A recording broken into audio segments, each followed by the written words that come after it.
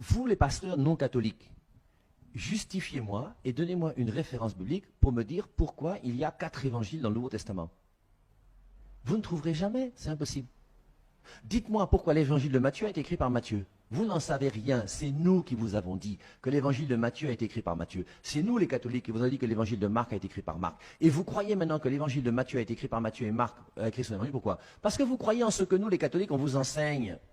Et maintenant vous dites qu'il faut revenir uniquement à la Bible, la Bible, la Bible. Et c'est pour ça que revenir uniquement à la Bible, c'est revenir déjà à une foi qui sera diminuée, parce que tout ce que le Christ a dit et fait n'est pas dans la Bible. Nous croyons des choses qui ne sont pas bibliques. Et deuxièmement, la grosse difficulté, c'est les dangers de la Bible. Parce qu'avec la Bible aujourd'hui, il y a plein de gens qui croient n'importe quoi. La Bible peut être un livre dangereux. Et si je comprends mal les Saintes Écritures, malheureusement, à partir de la Bible, je vais dire des choses qui sont fausses. Et on peut continuer. Moi, il y a un petit verset que j'aime beaucoup, c'est 1 Timothée 2,5. Dans 1 Timothée 2,5, il est dit qu'il y a un seul médiateur entre Dieu et les hommes. Alors moi, je vais vous dire qu'il n'y a pas un seul médiateur entre Dieu et les hommes. Alors si des pentecôtistes nous écoutent, là, ils vont fermer ta chaîne, ils vont dire, mais le Père, là, c'est un hérétique, comment il peut dire que la Bible... Mais réfléchissons un peu. 1 Timothée 2,5, il y a un seul médiateur entre Dieu et les hommes. Mais je vous rappelle que ton père et ta mère qui t'ont amené à l'église, qui t'ont parlé de Jésus-Christ, sont médiateurs entre Dieu et toi.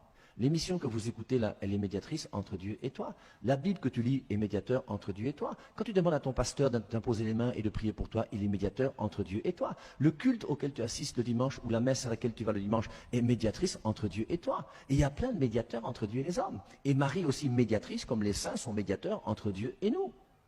Et ce qu'il faut comprendre, c'est 1 Timothée 5, il y a un seul médiateur qui a donné sa vie en rançon pour la multitude.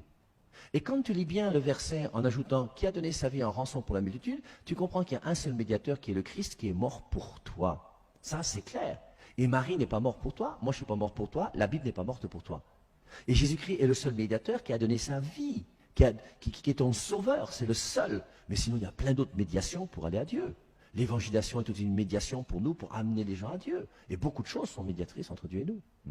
Donc, la Bible est dangereuse, puisque au bout d'un moment, on va la comprendre d'une manière fausse. D'ailleurs, il y a un verset biblique qui le dit, non? Deuxième épître de Pierre, chapitre 3, verset 16, où Pierre dit, en parlant des écrits de Paul, dans les écrits de Paul, il se trouve des passages difficiles à comprendre, dont les personnes ignorantes et mal affermies tordent le sens, comme elles le font du reste des Écritures pour leur propre perdition.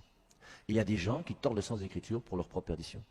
On peut lire aussi Jean chapitre 5, je crois que c'est le verset 29. On va chercher. Il faut aimer la Bible, les gars. Vous sondez, Jean chapitre 5, verset 39. Vous sondez les Écritures parce que vous pensez avoir en elles la vie éternelle. Ce sont elles qui rendent témoignage de moi et vous ne voulez pas venir à moi pour avoir la vie. Il y a des gens qui sondent les Écritures et malheureusement, ils cherchent à travers ces Écritures la vie éternelle, mais ils ne comprennent rien et malheureusement, ils s'égarent.